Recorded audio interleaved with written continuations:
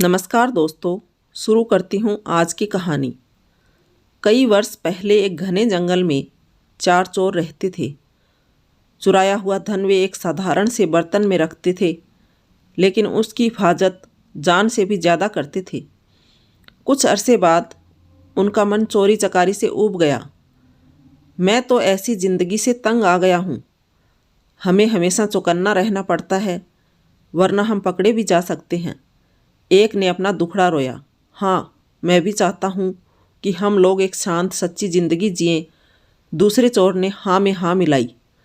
बहुत अच्छा, हम जंगल छोड़कर किसी ऐसे शहर चलते हैं जहाँ हमें कोई जानता न हो। शायद कोई साफ सुथरा काम धंधा ही हाथ लग जाए। तीसरा बोला। 3 चोरों को तो यह सुझाव पसंद आया और उन्होंने तय कर लिया कि वे जंगल छोड़ देंगे।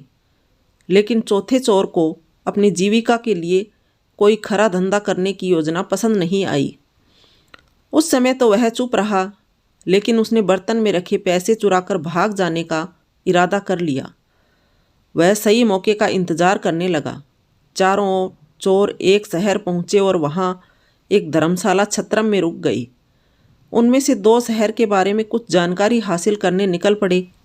जल्दी ही उन्होंने एक वृद्ध औरत का घर देखा, जो आरामदेह तो लगता ही था, उनके लिए ठीक भी था।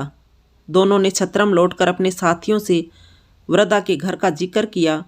वे भी सहमत हो गई और चारों चोर उस घर के लिए निकल पड़े।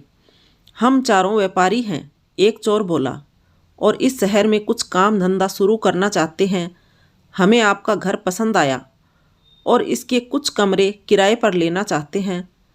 हम जब तक यहाँ रहेंगे आपको अच्छा किराया देते रहेंगे। दूसरा बोला। बुढ़िया बहुत खुश थी और उसने अपने मेहमानों की खूब खातिरदारी की। आप यहाँ जब तक चाहे रह सकते हैं। वह मुस्कुराई। वह प्रसन्न हुई कि उसे अच्छे किराएदार मिल गए हैं। चारों चोर पता लगा चुके थे कि वह बहुत नेक और सच्ची औरत है, जिसे पराई दौलत का लालच नहीं है। इसलिए उन्होंने अपना पैसों से भरा बर्तन बुढ़िया को संभालने के लिए दे दिया। कृपया इस बर्तन को ध्यान से रखिएगा।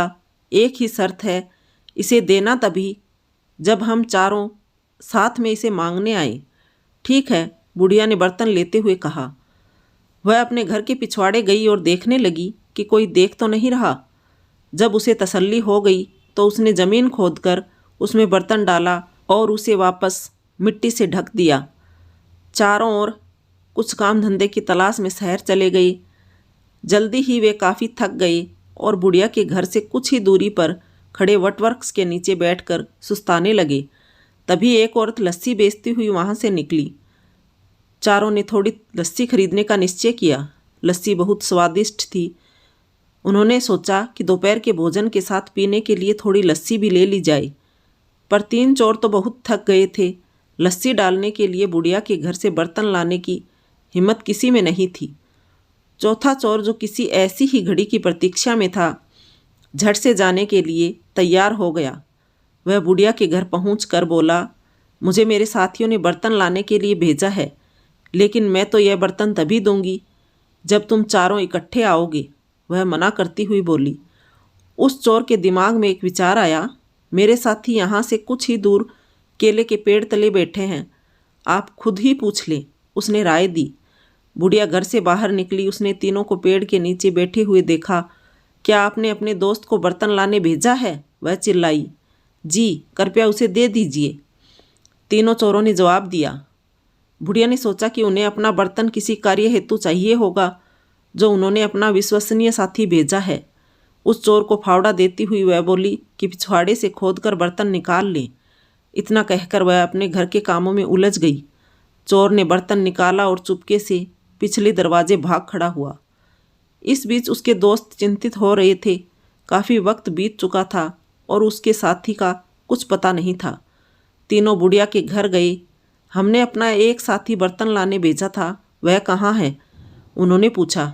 मैंने तो बहुत पहले उसे बर्तन खोदने के लिए कुदाली दी थी। उसने आपको बर्तन नहीं दिया? बुढ़िया हैरान थी। तीनों चोर समझ गए कि उनके साथी ने उन्हें धोखा दिया है। हमने आपको कहा था कि बर्तन तभी देना जब हम चारों आपके पास आएं। आपने हमारी बात नहीं मानी। हमें लगता है कि हमारे साथी ने आपके साथ मिलकर हमारा पैसा हथियाने का षड्यंत्र रचा है। वे बोले। बुढ़िया बहुत दुखी हुई। वे तीनों उसे शहर के न्यायाधीश के पास ले गई और उसकी शिकायत की। न्यायाधीश ने फैसला दिया कि बुढ़िया की लापरवाही की वजह से तीनों को नुकसान हुआ है, इसलिए सारा हर्जाना बुढ़िया को ही भरना होगा। बुढ़िया रोती हुई घर लौट आई।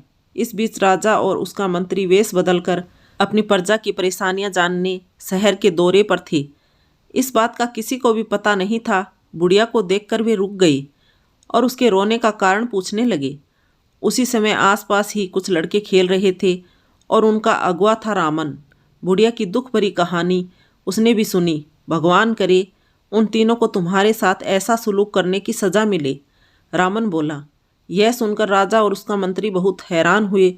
उन्होंने रामन से पूछा कि क्या वह इस मामले का फैसला कर सकता है। रामन ने आत्मविश्वास के साथ सिर हिलाया और कहा कि वह अपना फैसला राजा के दरबार में ही सुनाएगा। अगले दिन महल में दरबार लगा। रामन न्यायाधीश के आसन पर बैठा था। उसने चोरों की कहानी सुनी। तुम्हारी शर्त यही थी न कि बुढ़िया वह बर्तन तुम्हें धबी दे जब तुम चारों उसे लेने आओ। रामन के प्रश्न पर तीनों ने हामी भर दी। बहुत अच्छा, वह शर्त पूरी करने के लिए तैयार है, पर यहाँ तो तुम सिर्फ 3 हो। जाओ अपना चौथा साथी लेकर आओ जिससे शर्त पूरी की जा सके, रामन ने आदेश दिया। शाबाश, क्या फैसला दिया है। राजा ने रामन की भूरी भूरी प्रशंसा की। तुम छोटे हो पर समझदार हो। आज से तुम मर्यादा रामन के नाम से जाने जाओगी और हमारे दरबार में ऐसे मुकदमों के फैसले किया करोगी। और इस तरह न्याय मिलते ही बुढ़िया खुशी खुशी अपने घर चली गई। तो दोस्तों, कहानी कैसी लगी? पसंद आई हो तो लाइक करें, कमेंट करें, शेयर करें, सब्सक्राइब करें। Thank you for watching my channel.